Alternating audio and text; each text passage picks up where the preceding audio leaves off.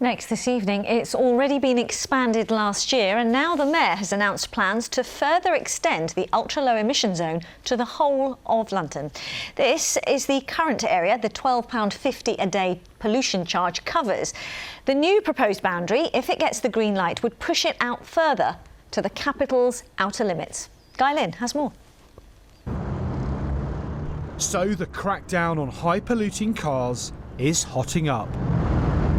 Drivers of all but the newest diesel vehicles and some older petrol ones already face a charge of £12.50 a day to drive in much of London.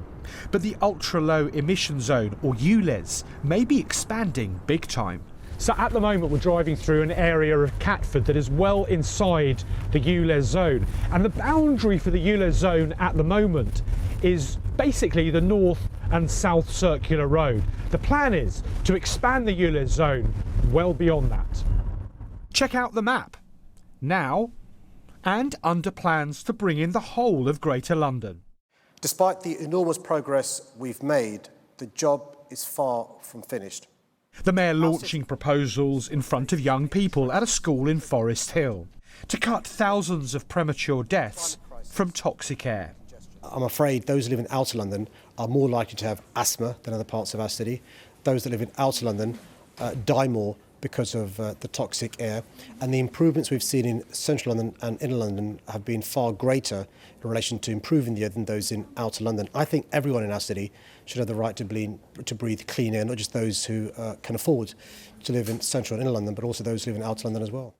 And one mother in the audience whose daughter Ella died after an asthma attack triggered by fumes living near the South Circular, very much agreeing. My response to the ULEZ expanding is what you would expect, is what I've been lobbying for at Ella's inquest.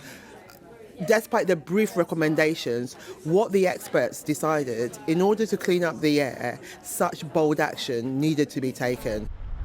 And in the area we visited near Catford, what did residents make of potentially paying more to drive certain cars? Presumably we're going to be charged to breathe soon. You know, that sort of aspect.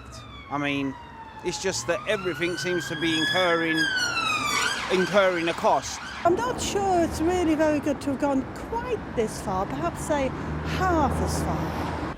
Well, it's more healthier, it cuts the pollution and it's more healthy for the public. Dirty air is a health problem, with London particularly affected. This is currently a consultation by the Mayor. Some critics don't think it goes far enough. But in the fight against air pollution, it's certainly a dramatic move. Guy Lynn, BBC London.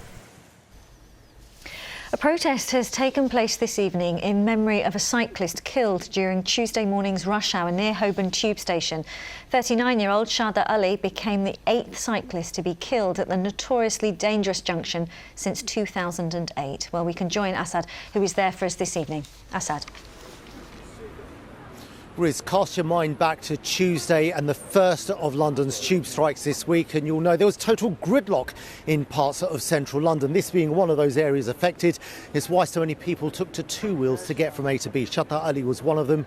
Sadly, she was involved in a collision on this notoriously dangerous junction and she died. That's why a protest has been taking place here, not even half an hour ago, calling for these roads to be made safe. I'm joined now by Claire Rogers from the London Cycling Campaign, who organised the protest today. Did you think when the last person to die here nearly 6 months ago died and you had a protest here, you'd have to have another one calling for the same safety measures? I have to say we are just devastated and we're furious that we are here again. As you say, just 6 months after the last fatality, after the last protest, there's been 8 people now since 2008 who've died cycling in Holborn on these dangerous junctions. And this is the 4th time we've held a protest. It just feels like it's happening again and again and again, and the change is not coming that is needed to keep people safe. Now, I was in touch with the London Cycling Commission earlier today, and he said that he understood the concerns about safety, but one of the issues is money, and because of the pandemic, they don't have the money to deal with this problem pressingly. Do you buy that? We do understand that there is a problem with funding, and we would urge central government to give Transport for London the money that it needs. But we would also say that, if a fatality had taken place on the bus or the tube network, that wouldn't be tolerated. The funds would be spent immediately. So why is cycling any different? And we would also say that, even with the funds that TfL does have, you can do stuff quickly and cheaply. And weeks after Dr. Marta Krawiec was killed 7 months ago, they put in a temporary fix on the arm of the junction where she was killed. So it can be done. It doesn't have to be expensive. Claire Rogers, thank you for your time this evening. Well, I did say that we spoke to the London Cycling Commissioner earlier today about what's happened here, and I put to him why the roads here hadn't been made safer with all these deaths so recently. We had permanent plans to transform the gyratory at Holborn. Sadly, these had to be paused due to the lack of funding during the COVID crisis. Our teams have been working with Camden Council to deliver some short-term changes in the area. They were on site this week to make sure that to see what else could be done there.